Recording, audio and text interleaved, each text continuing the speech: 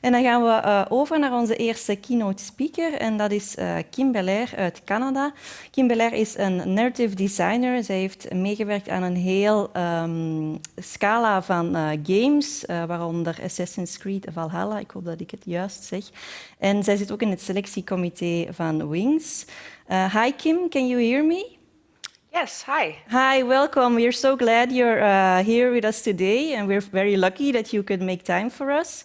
I'm excited to be here too. Yeah, I don't want to waste any more time because we got a tight schedule. So I'll say the floor, or better, the screen is yours, and take it away. All right, thank you so much. So, hi everyone. I'm Kim Belair, and I'm the CEO of Sweet Baby Inc, as well as a writer and a narrative designer.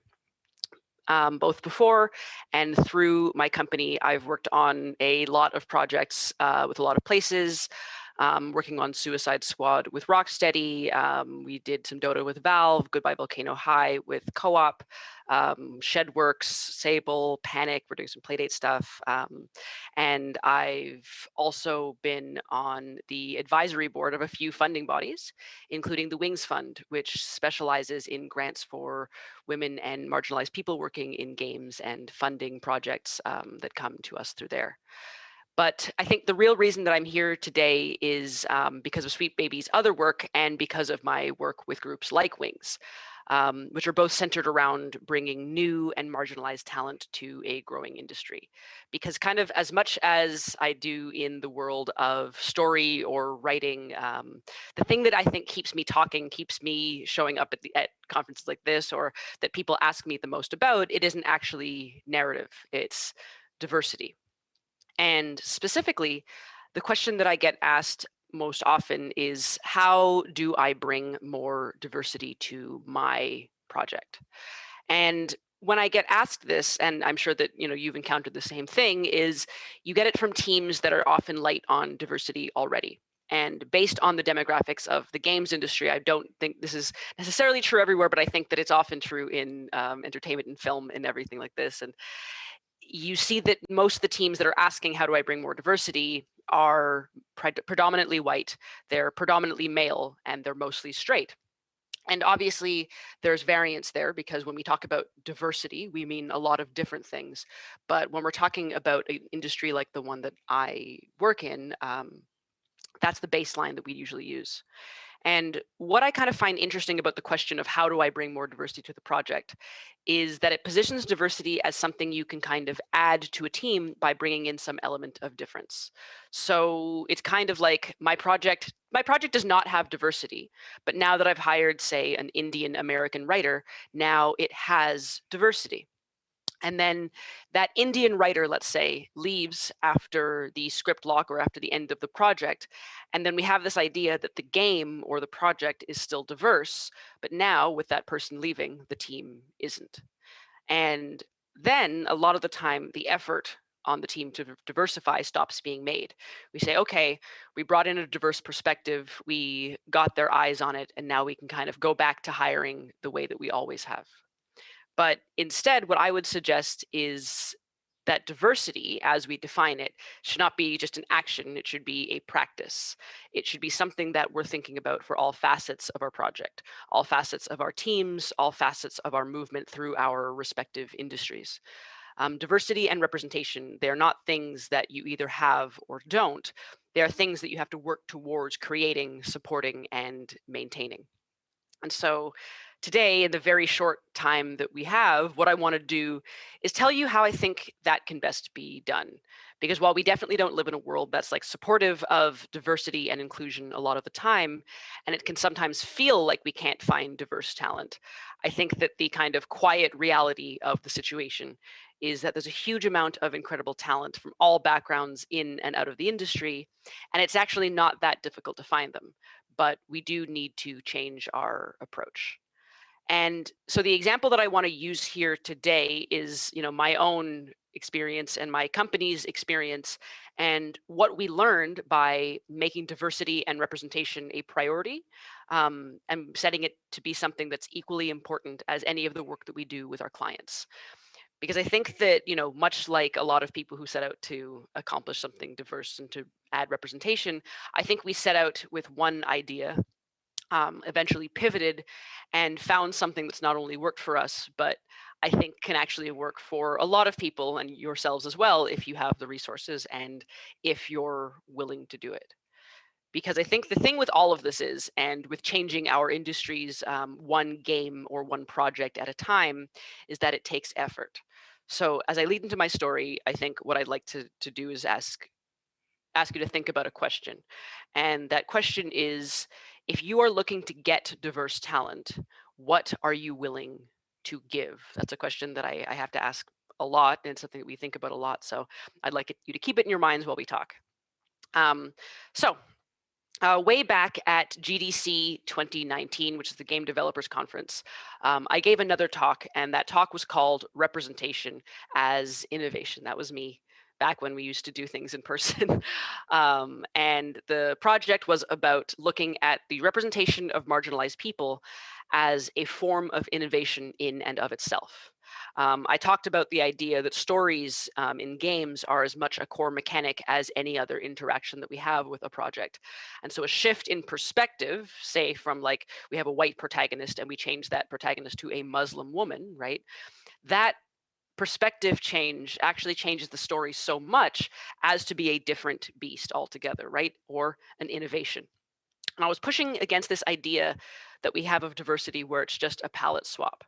And I was saying that no, the experience of living in a different body provides a different perspective, and that perspective will change the player, the viewer, the interactor's experience with the project, right? And to me, that's something that's very much still true and something that I try to consider on every project that I work on. But the way that I suggested going about this was simply hiring diverse talent. I said, you should find them, you should put them on your project, you should help lift your project up and help lift your developers up. And what I didn't realize at the time, though, when I was suggesting something like, okay, hire diverse talent, was that was actually the biggest stumbling block for a lot of people, because people just couldn't find any diverse talent. No matter what I would do, no matter where I would go, that refrain of "we can't find any" was something that I was always hearing, despite the fact that myself or other marginalized people are kind of shouting from the rooftops like, "No, we're here." And so when I was encountering that problem, I said, okay, maybe I'll kind of try to diagnose it. So I say to people who say we can't find diverse talent, I say, okay, what did you do to find talent, and how did this fail? And the answer that I get is usually the same. They put up a posting, or they set up an event, and they encouraged very vocally or very prominently in the text, please, marginalized people, apply or approach. And then one of two things happened. One, they didn't get any marginalized applicants.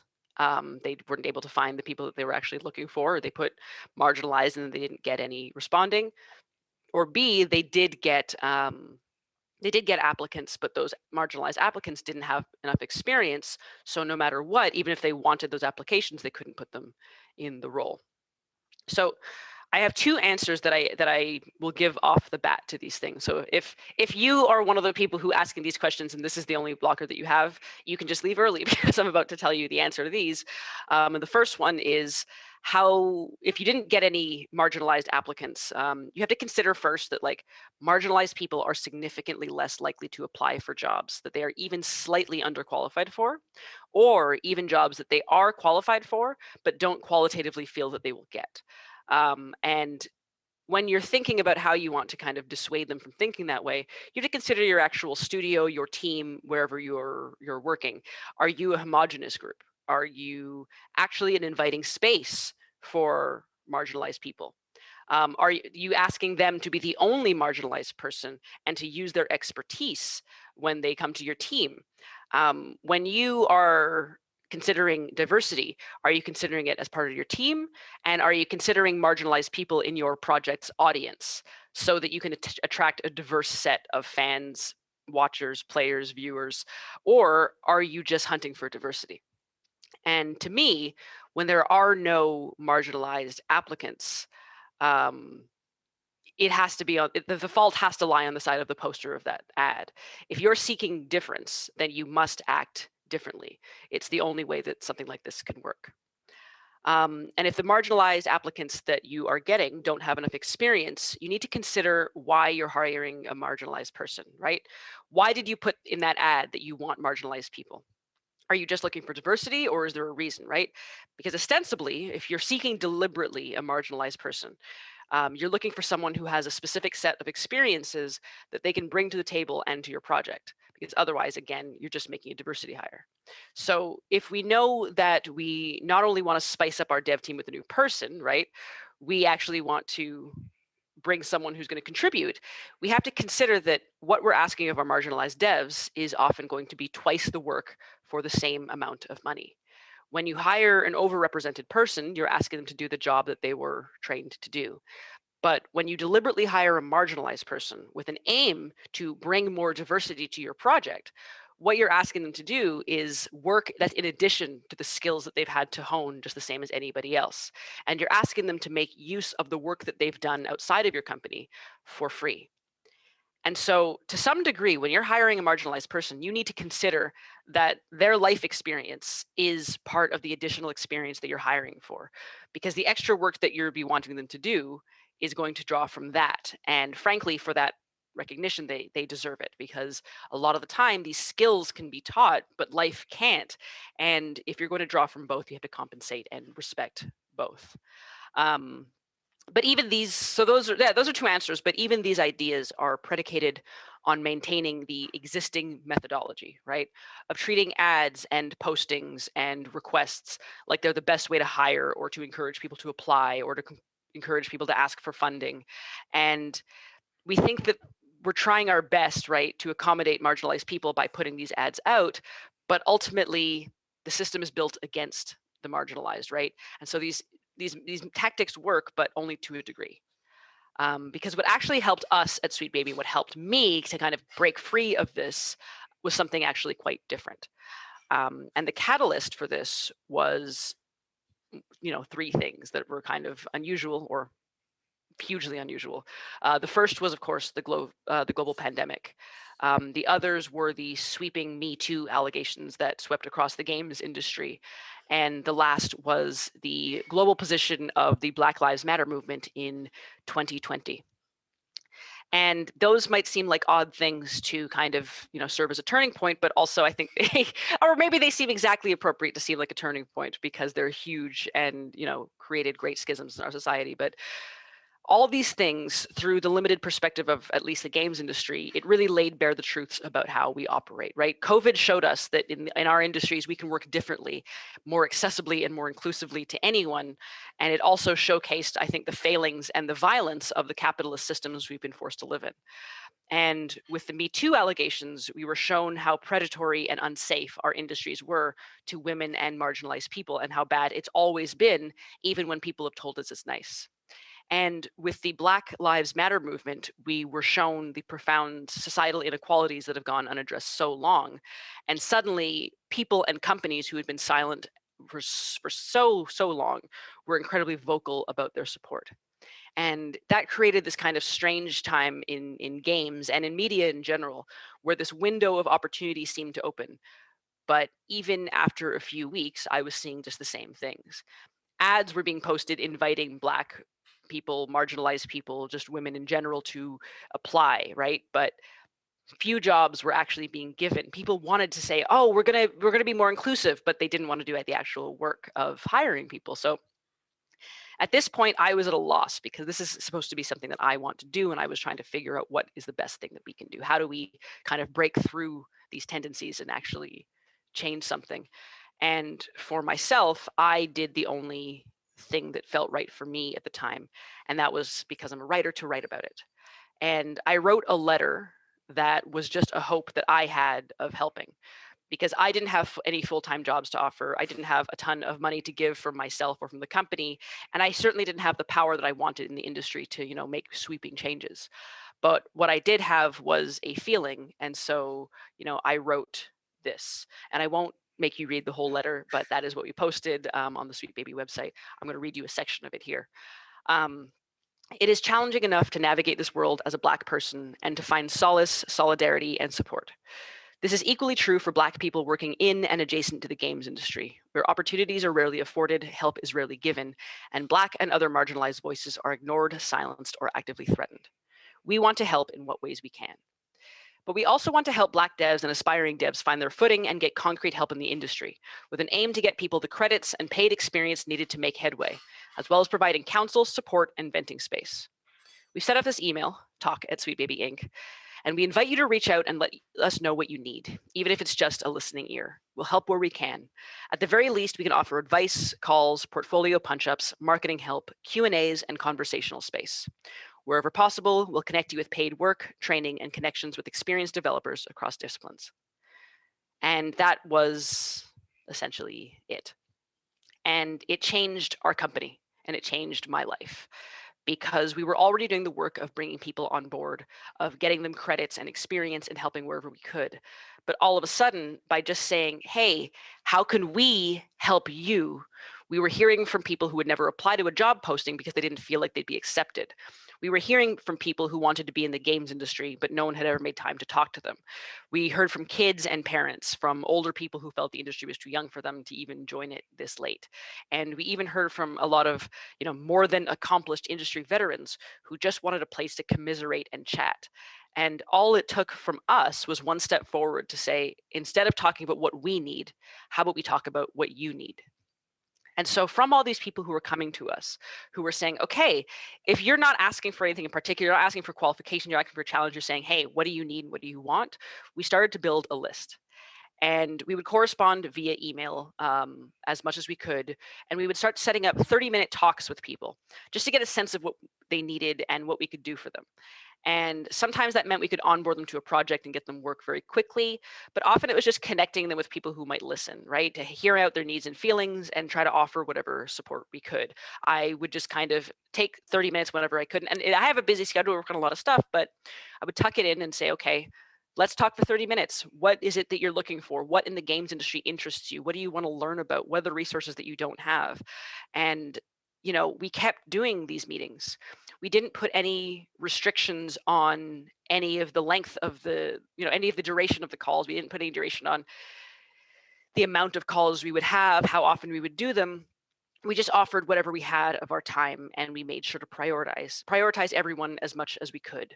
And sometimes that meant that things did fall off, right? It's not perfect, but by the end of a few weeks into a few months, we realized that we had this roster all of a sudden of really talented, really, diverse people who all had this common goal of finding and making or just maintaining and growing a place in the industry. So the next time someone said to us as a company or to me, hey, I'm looking for someone from game dev from this background, we suddenly had someone to refer. And not only that, we didn't just have a stranger to refer, we had someone who we actually knew a little bit, who had just been waiting for somebody to care enough to find them.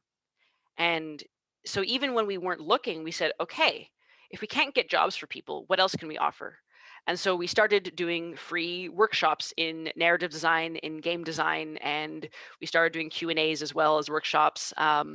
We did portfolio reviews. We brought people in to kind of have paired off mentorships and conversations. And it was just whatever we could do to actually start supporting the marginalized members of this game community as part of our daily practice rather than just for our jobs.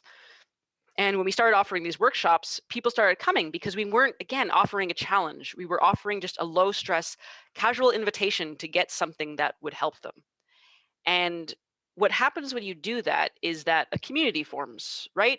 You start to see the same people coming back for different workshops. You start having people pass on word about the 30-minute chats so that you get more people signing up for them. And you start to get to know this huge group of people who would otherwise exist completely outside of your games industry circle. And you also have a lot of fun, because I think we all go to events in our industries, right? We all go to industry parties, and we go to resource events, we go to educational events, and we look around and we don't realize who's not there.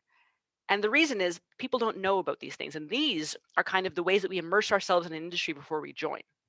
right? We kind of get a chance to hang out, to be casual, to rest, to relax, to explore at our own pace before we're pushed into this, whereas a lot of marginalized people don't have that privilege of being able to enter the community. And so creating one absolutely helped, right? And for one thing, it helped me and it helped us, because I think what's easy to forget in this industry after a long time is that you are valuable and your time is valuable.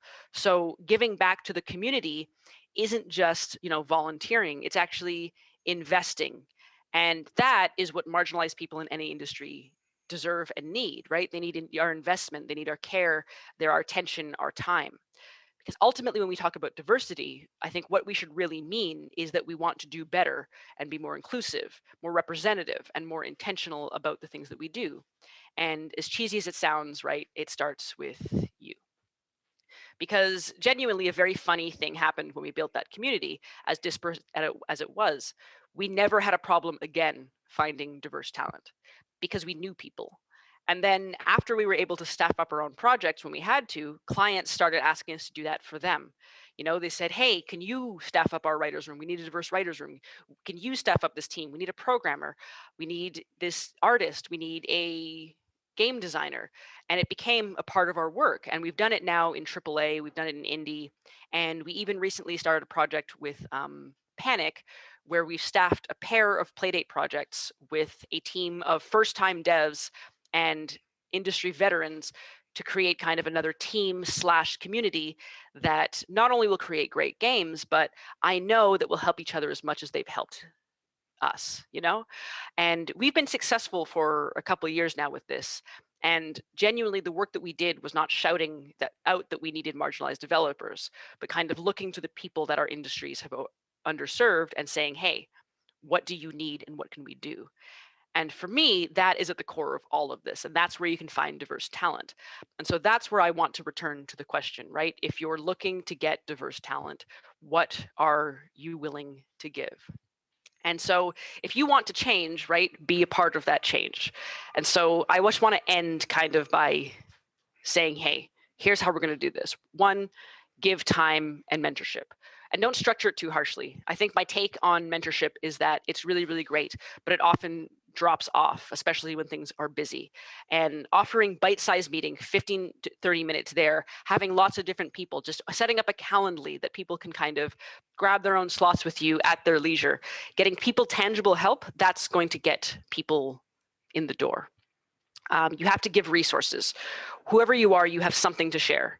And if you see someone talented, but who's missing the education or the experience to get the skill, ask yourself, how can you provide them with some training, some on-the-job challenges, and even just some education that's going to get them to the level you need, right? Can you put on a Zoom workshop? Can you record yourself filming something, designing a level, animating something? Can you write a thread that elucidates a challenging concept on Twitter and try to, get it out there in the world for people to be able to latch onto? Any of these things can help, and they will, and they do. We also need to give consideration. We need to remember that marginalized people are encountering the same kind of industry resistance that you might experience, but they're also going to get it across the board and often worse. So instead of throwing your hands up in frustration when another ad goes out without any answers from marginalized talent, please consider that every time you hire one person based on an ad, you're rejecting X amount of others. And when you're already up against an unfeeling world, that adds up. So give consideration. Make sure you're considering that whenever you're seeking marginalized talent. And of course, finally, give back. Ultimately, in our industries, we're all lucky in different ways. Just to work day in and day out in this industry, just to be here in a talk like this, to be able to talk to our peers, to our colleagues. This is an industry, and we exist in industries that are so hard to break into. So when someone comes to you and says that they need something, consider how fortunate you've been, how privileged you've been, who has supported you, right? And try to be that person and open those resources to someone else. And do it in different ways, right? It doesn't have to be in your own industry. You can reach outside of your industry and into others. You can pull other people. We have seen people change industries and get into this job because they didn't realize what they were interested in. And the aim here really, and the reason that I say it's we can spread outside the industries, because the aim is to adjust the overall way that we move through the world and to kind of add more generosity when we can, because representation can never be selfish. And I promise, though it takes time, right, you will get what you give. So to end, I want to say simply that none of this is magic, and the question of where do I find diverse talent isn't a hard one, it's just sometimes hard to see. But if you're willing to do the work and to give of yourselves and of your projects, then you won't simply get diversity, you will become part of it yourself. Thank you. Okay, thank you so much, Kim, for your clear and inspiring presentation. I just have two small questions for you, if you have the time for us to answer them.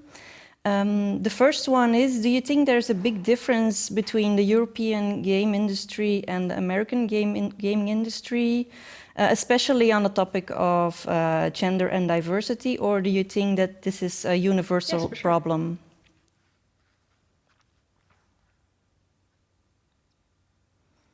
Did you hear my question, Kim?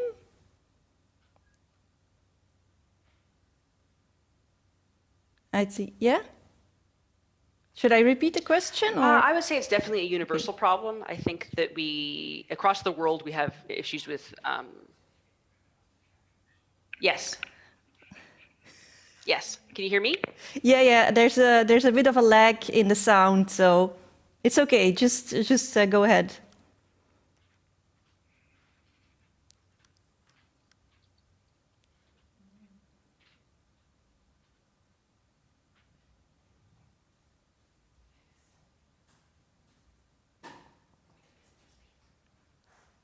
Oh, okay. Yes, so I think it's a global problem, and it's something that we need to work on collectively. I think that what I do see in the European game industry a lot is a lot more unions. I see a lot more educational resources, and I think because of the way that things are organized over there, we do have a lot more free resources or government-funded resources. But overall, I think that it still remains an issue of privilege and of access that we really need to work on addressing if we're going to change anything globally. Mm-hmm. Okay, thank you. Another question is a question from my own. I am a mother of two teenage boys who are frequent gamers. And I just wanted to ask, do you think there's a difference in how young people, especially teenagers, experience gaming when we look at diversity or gender or inclusion, as opposed to adult gamers who are 30 or 40 years old? Do you think there's a difference in experience?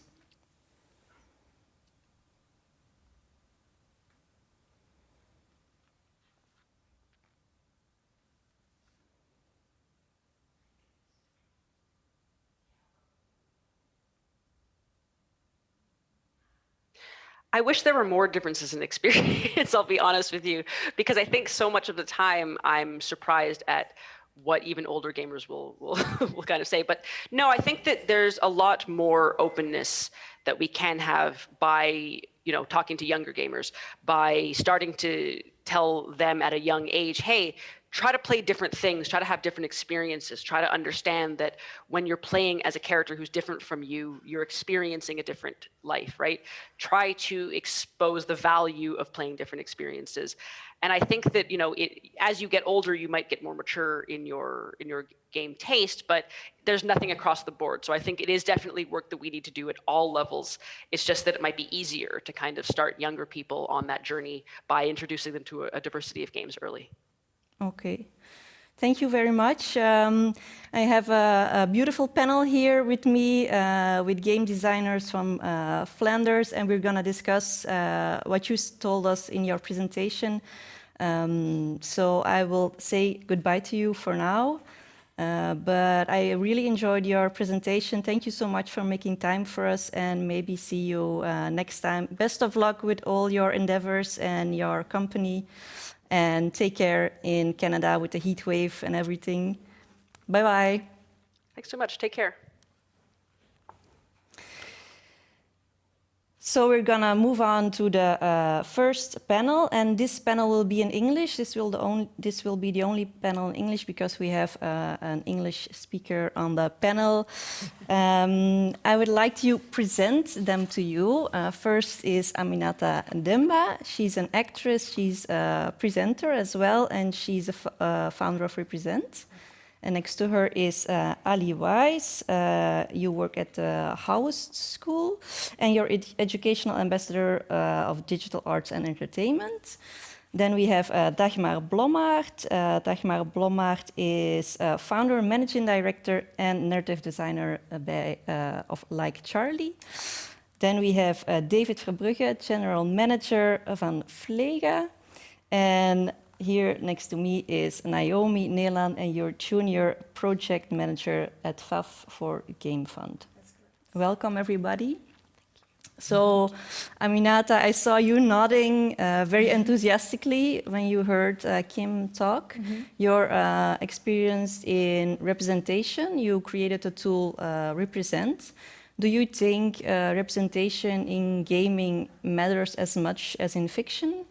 Oh, definitely. Okay. Yes, definitely, because it's also a way to make content, and where the gamer is identifying with what he's seeing and his personage. So I think it's really important to think about how we create the content, what the stories are in this content, and how we can reach different kind of people and not only like one group of our society. So yes, for me it's like equal. Important. Yeah. And I saw you nodding when she told us you hear a lot of times when people can't find women in gaming or people with a different cultural background, we can't find them. That's something you hear as well a lot. That's something I hear a lot. We can't find them, but that Yeah. doesn't mean that they are not there, or maybe your way of communication is not so that you can connect with those people.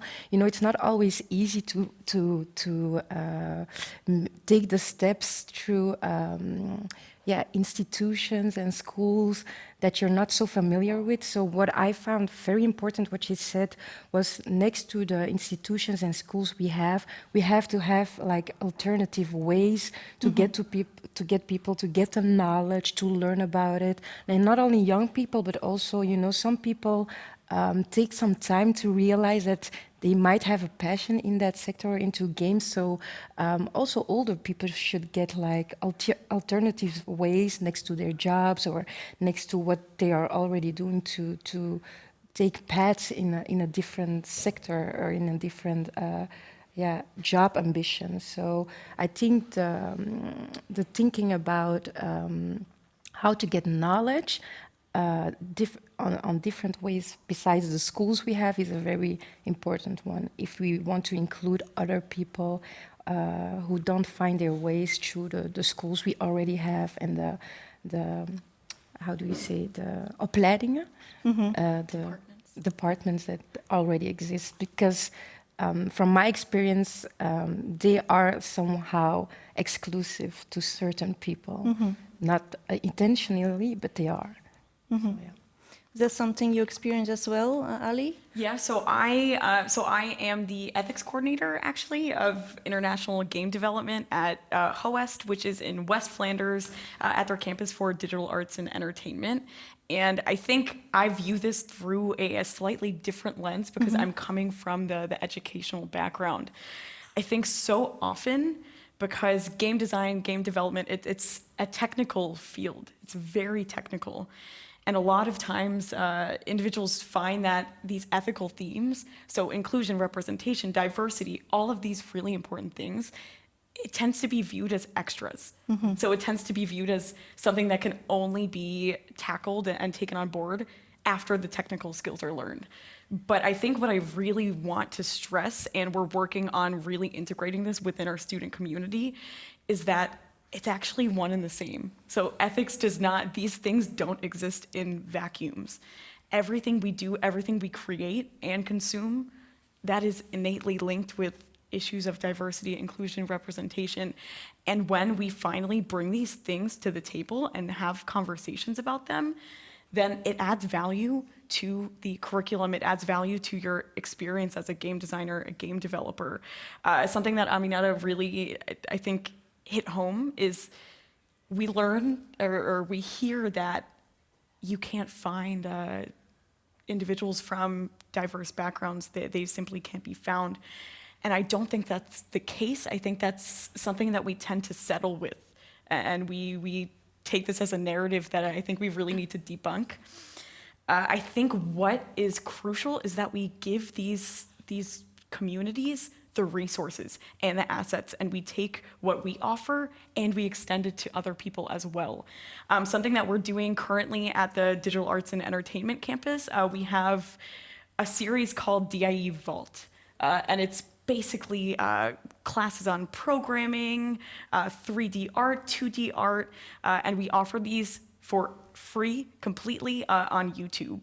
And so that's just one step that we can take. Of course, it is only the beginning. I think we have a lot to learn, and we are ready to undertake some further projects as well. But that's just one example of, okay, seeing what we have and we offer to our current students and asking ourselves, how can we take this beyond the current student body that we already have? And how can we tangibly have these initiatives to bring diversity and inclusion to the table? For example, what do you think holds women back to enroll themselves in the gaming schools? What are some things that they're insecure about? Or yeah, great question. So I think when women are thinking about going into game design, game development, they are really consumed by this stereotype threat, which is absolutely understandable.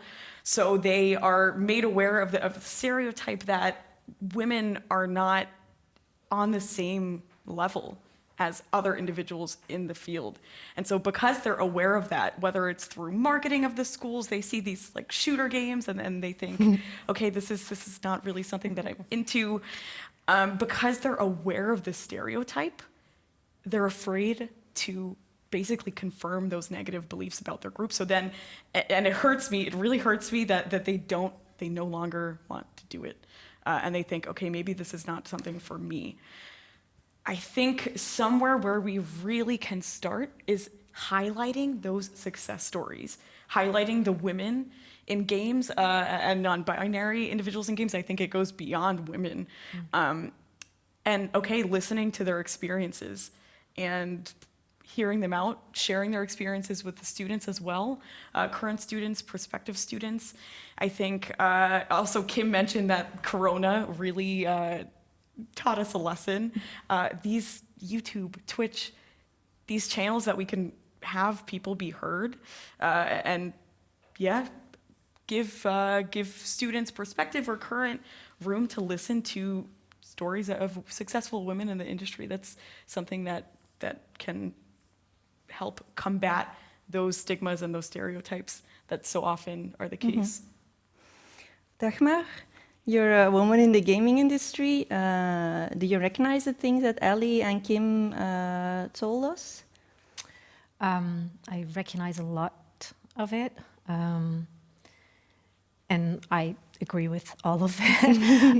But what I think is that another way to get more women or a diverse audience into game development is to start, for those who are already there, to make more diverse games so that people see themselves represented on the screen.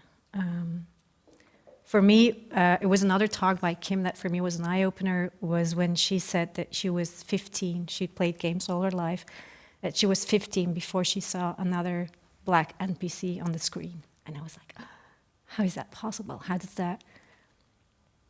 So I think for me, that is the thing that I feel called to do, is make sure that there's more diversity on the screen. It starts with the games that we make. I believe, like, when you look at history, a lot has already changed for the better, but those things didn't just happen. There were people who got angry, who got on the barricades, who shouted. And then there's those that listened. And I feel like I want to be that person that listens and create opportunities. And it started with the first 2 games that we have. I mean, our second game will be released this fall, and the lead characters are women, girls, women. And I want to like extend that. Like I want to get more diverse characters even onto the screen in our games. And I'm the founder of the company, but I'm also the writer. And I feel that it is my responsibility somehow to make sure that it's not only my voice that's going to be in those games. So I want to find, and we are finding them, other people, other voices to find their way onto the screen. So that is my way of contributing to that need of having more women, colored people, different cultural backgrounds, different social backgrounds even, to find their way to games. Mm-hmm. Can you tell us a little bit about Project Cherry you are developing now? Yeah. Well, we're in pre-production, so Okay. it's really, really early. And it's so we're part of the diversity trajectory from the VF. Is that the right name? Yeah, the diversity program. Diversity program. Okay. Yeah.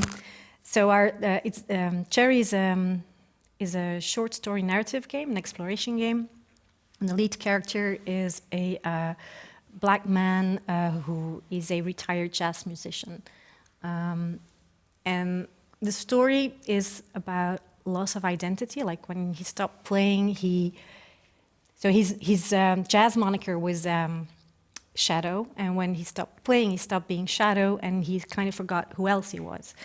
So that's what the game's about, like a descent into his psyche, like who am I really beyond the jazz musician? And when we crafted the idea or we brainstormed, the character wasn't even black, he was just a white man. And it was after a talk of Kim that I realized, like, why? Do we need a reason for that character to be black? No. Why can he not be black? So that's where it started, but I also pretty soon realized, like, I cannot write that. I can think of the story, I can think of the character, but I will never know what it's like to be black. I will never know what their history is, what it feels like. So that's where we'll be working with a writer of color to shape the voice of Shadow, and that we're doing with the help of VAF, of the diversity program. Okay, that sounds interesting. It sounds good. Thank you. I'm curious to hear more about it. It's really, really early, so we're like still trying to figure out who the characters are exactly, because we don't want it to be an American game. Like, so we're looking into. So I'm really hoping to talk to you later. We're really looking into, like, how can we make this Belgian? Like, I mean, there's a black community in Belgium. Like, how can we get them involved? So that's the next step. Okay. Yeah. Okay. David, how did you like Kim's presentation? How did you like Kim's presentation? Yeah, it was interesting, and I think we can learn a lot from it with the sector. You know, we're a small sector in Belgium, Flanders. So we try to do things. For instance, what Allie said, we do this. We kind of actually profile women and people from different backgrounds and tell other people, look, they are doing this and that. So I think that's the awareness phase we're in right now. We should do a lot more, of course. Also, what Dagmar said is really important. I think if you look at the numbers, like in 2020, of all games that came out, 20% of the main lead characters were women or people from different backgrounds. So that's already a good start. We're not there yet. And as a sector, it's really important to have all these different people working on those games, because we're the number one entertainment industry. We should make games that relate to everyone out there, from young to old, from female to male, and everything in between. So that's really important. And then we need those people to help us make those games. It's what Dagmar said. She can't be a black woman. She has to have someone who really is that person. So that is something we really have to work on in our sector. And do you have specific plans or ideas at FLEGA on inclusion that you can talk about? Oh yeah, we have a lot of ideas. Okay. So the only problem is that we're small. Okay. So we have to look for partners. Right now we're talking to Mediarte, for instance, and also VAF and other partners that we can work with together. We have some ideas in our head, of course, also looking at other countries around us, like for instance in the UK, where they did really a good job, like 20% of people working in games industry come from LGBTQ background, which is the highest level in any entertainment sector in the UK. And they had a campaign, it was called Raise the Game. And they did a few things, and we would like to do those things here in Flanders too. For instance, creating an ambassador program. So really going out there with people working in the industry already, talking to younger people, can also be older people, just like Aminata said, but really let them be some kind of a role model and tell them how things work. So that could be something really interesting. We also think it's really important to work on the educational level because we see, our companies always say, look, we don't have enough influx. Of course, this could also be related to what the speaker said before. You have to open your eyes and see those people, but it's one of the main things we hear. So if we can work on that, I think that would also be a good thing. The numbers are low on educational level, especially also for women. But we know that girls who play video games, they actually have 3 times more intention of doing a STEM study and a science technological study. So that's also very important. And also one last thing, we should have good numbers. What do you mean by good numbers? We should do a census, really account, see what is going on. Okay. Yeah. Data, yeah. Yeah, we can ask our employers about these numbers, but sometimes you have privacy issues and sometimes they just don't know, of course. So we have to really talk to the employees, talk to the people and see what their situation is. So we have kind of a zero benchmark and then work towards certain goals and KPIs that we can set ourselves as a sector. So it's a whole lot of things, of course, but we should definitely do better. If I could just, of what course. you said, David, absolutely, about having that data. I always think that representation is nothing without participation. So without hearing from these individuals, from women, LGBTQ plus community, I want to, especially from the education background, hear their experience. And this is something that we are currently working on as well. On the DIU website, we're also working on a highlight reel of these individuals that are currently working in the industry. So I think hearing them and not just working on this initiative, on these diversity initiatives, without actually getting that personal feedback, participation is huge, I think, when we talk about representation. And then, Naomi, I would like to ask you what you are doing with FAF, with the game funds at FAF, because you have some trial projects running. Can you tell us a bit more about that? Yes, like Dagmar said, Yuri, Lutz, my colleague, and we put up a diversity program because the developers, when they apply their project, they have to add a diversity plan. But we think that's not enough. It's too casual, and we want to be more strict with it. We want to do more with that. So at the commission, we will look at it, and if we don't think it's too developed, then we will give them as feedback they have to do better. And then one of the things is that we will do a matchmaking with people who can help them be more diverse with their project. Or if the diversity plan is good, but they feel by themselves, oh, we don't know how to do it, like Dagmar has with Sherry, they can also come to us and we will matchmake with someone. And we will ask companies or organizations as Sweet Baby or Wings to look some profiles for us who we can put them together. And if there is a click, then it's very good, and then they can go further with the project. And our main goal is actually that the person who is helping them, that they will be a part of their team. That would be the ideal case, ideal scenario. Okay. Yeah. And it will be better for their game, it will be better for their studio, because they will have more experience with that part they are looking for some help for. Yeah. Okay, thank you.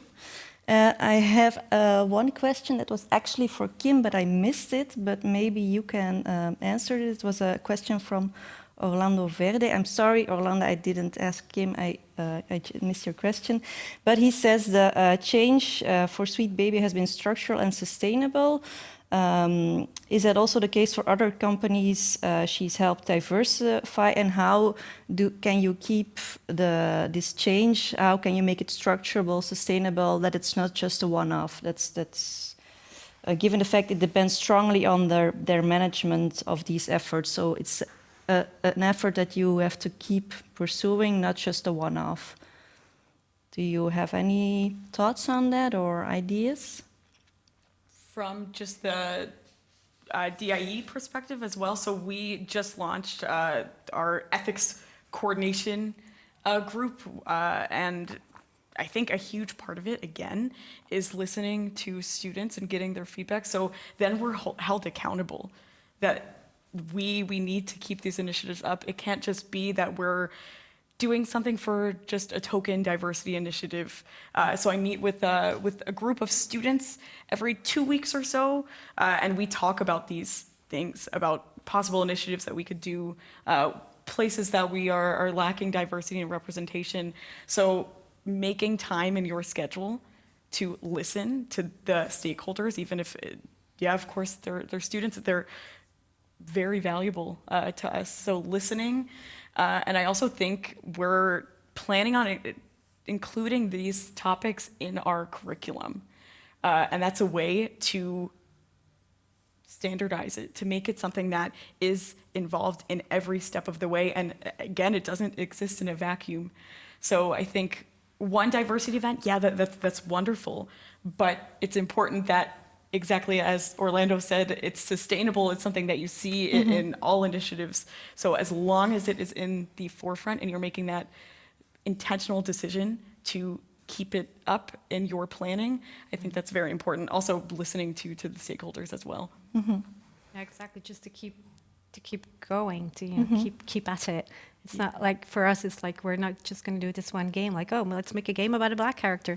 No, it's something that we believe in, and this is something that we want to continue doing in different ways. And so, yes, as part of the diversity program, we'll be working with a writer, and the writer will be part of our team. It's going to be 2 writers. It's not just somebody who's going to write a little bit of dialogue for us. He's going to be part of our team. And that's the first step. And I think a first solid step is very important, so you make sure you can take a second step. And that's how we want to grow, and it's part of our vision, and it's part of our DNA. It's who we are. It's like Charlie always says, like we make games about people, by people, for people. And that's not just a bunch of white people. That's all people. And so that's our vision. And of course, everybody has to make those decisions or create those visions for themselves. If we're talking studio level, if we're talking VAV or FLEGA, that's another story, of course. But so that's what I think. I think it's like an issue of society. So not only our sector, but the whole society. And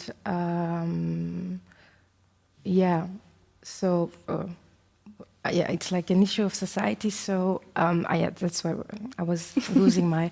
So what I've seen is that like people who are from different backgrounds are used to identify with white, because we are used to doing this since we were little. But the other way around, people are not used to it. So I think we have to make our audience, but also our society, used to identifying through movies, through games, through what we read, with other peoples. And the example I take is like the movie La Vida d'elle, which is about a lesbian couple about love. I'm not lesbian, but I identified really with those characters. And I think we have to people can identify with other people, and we have to realize that, and also teach our audiences and our society to do that, and then it's going to be like a natural thing, but we're still not there yet. And another thing I think is very important, like inclusion is not, it's most of the time the actions you do behind it are not visible. You know, you can do visible things like an event, but the most of the work is invisible. So, and it's really like hard work behind it, and it has to be sustainable. But one of the things we also have to have the courage to do when it comes to data is like analyze mechanism in the way we work and in the way we think, and have conversation of a real conversation on how come we are not there yet still, because it's a conversation we've been having not only these last years or since Black Lives Matter, but like for decades. What really makes, when we are working, when we are having our process, when we are working from A to Z, what are the thinking processes and the work process that keeps us from getting there?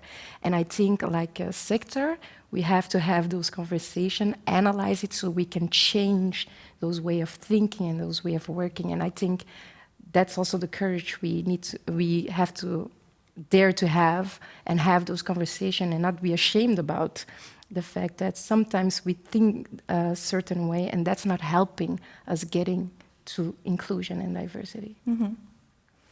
I wanted to ask you, Dagmar, because Kim told us that she saw some big movements, like key moments in society, like Me Too, Black Lives Matter, and the pandemic. You've been in the gaming industry for several years. What are the biggest changes you've seen happen over time? It's gradual. There is diversity more and more, which is awesome. But still, sometimes I feel like, for me personally, it's not enough if you have a game like where you have a squad of 8 NPCs and you're like, okay, we're gonna make 2 Black, 2 Muslim, and 2 Asian. We're done. Check diversity. That's not diversity to me. Maybe to some level, to some degree, but for me, it's more about what are the stories out there that we don't know.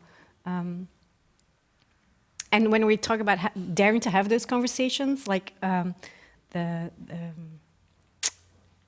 white privilege, for example, something a lot of white people don't like to talk about for some reason, but it is there.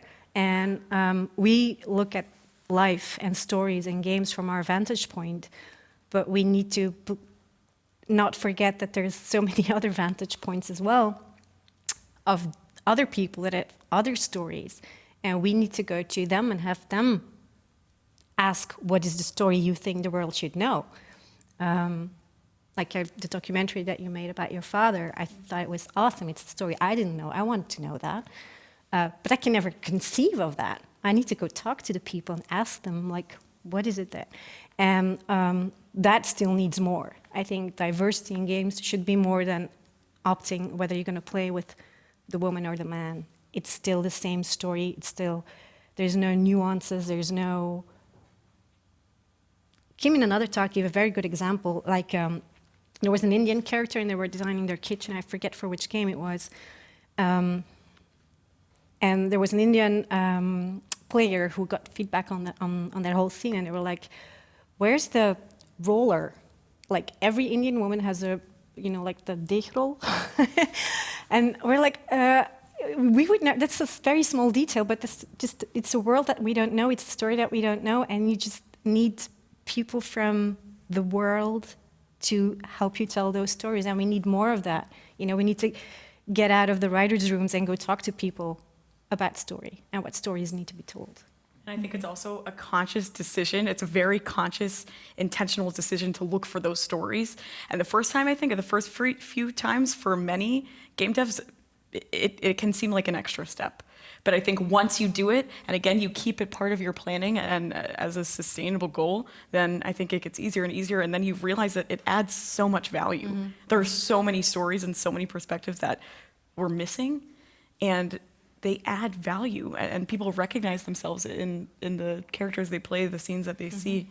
And just because it's fictional doesn't mean that what they consume and what we create doesn't affect them in their everyday life. Games especially, because the one thing that video games have that movies and film don't have is, movies and TV don't have, is that you have that emotion called responsibility. You know, taking responsibility for your actions. It can be grief, it can be, you can feel victorious, you can feel angry, or guilty, but you actually feel those things because you did it. That is something you don't have in film or TV.